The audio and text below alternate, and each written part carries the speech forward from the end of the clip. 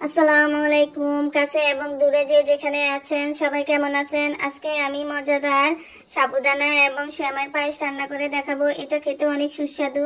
তো প্রথমে আমি চুলায় একটি হাঁড়ি বসিয়ে দিলাম, তারপর পর্যাপ্ত পরিমাণে পানি দিয়ে দিলাম। এখন আমি দিয়ে দিচ্ছি 1/3 কাপ সাবুদানা।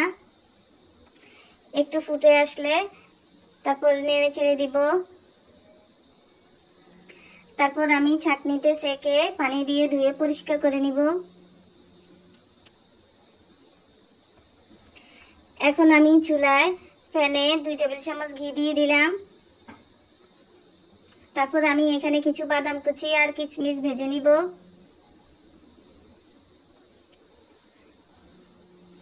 এখন আমার ভেজে নেওয়া শেষ। তারপর আমি দিয়ে দিচ্ছি সেমাই। এখন আমি সেমাই কিছুক্ষণ ভেজে নিব। সেমাইয়ের একটু কালার আসলে তারপর আমি দুধ অ্যাড করব। এখন আমার সেমাই ভেজে নেওয়া শেষ। তারপর আমি এখানে দিয়ে দিচ্ছি 1 লিটার দুধ। এটা খেতে এতটাই টেস্টি যে আপনি সকাল অথবা বিকেলে পরোটার সাথে খেতে পারবেন। তো আমার দুধ দেওয়া শেষ। এখন আমি একটু নেড়ে ছেড়ে দিচ্ছি।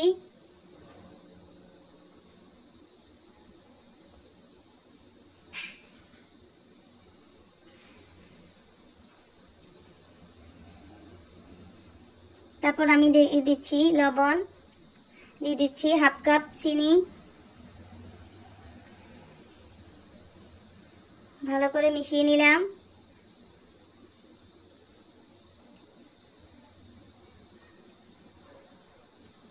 তারপর আমি এখানে দিয়ে দিচ্ছি 1/2 চা চামচ এলাচের গুঁড়া। এলাচের গুঁড়া দিলে কি হয়, ফ্লেভারটা অনেক ভালো আসে।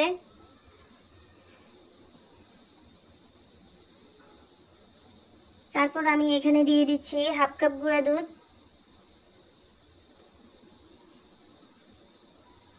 এখন আমি গুঁড়া দুধটা মিশিয়ে নিচ্ছি ভালো করে।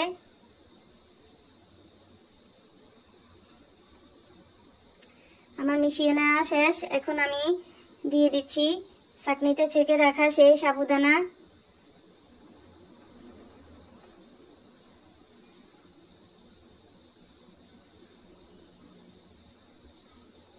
এখন সাবুদানা দুধের সাথে ভালো করে মিশিয়ে নিচ্ছি।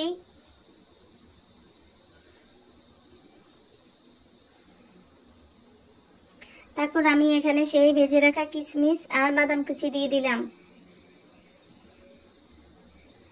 আবারও মিশিয়ে নিচ্ছি। আপনারাও ট্রাই করতে পারেন, খুবই অল্প সময়ে এই পায়েসটা তৈরি করতে পারেন। তো কেমন হয়েছে আপনারা কমেন্ট করে জানাবেন। সবাই আমার পাশে থাকবেন। সবাই ভালো থাকবেন। ধন্যবাদ।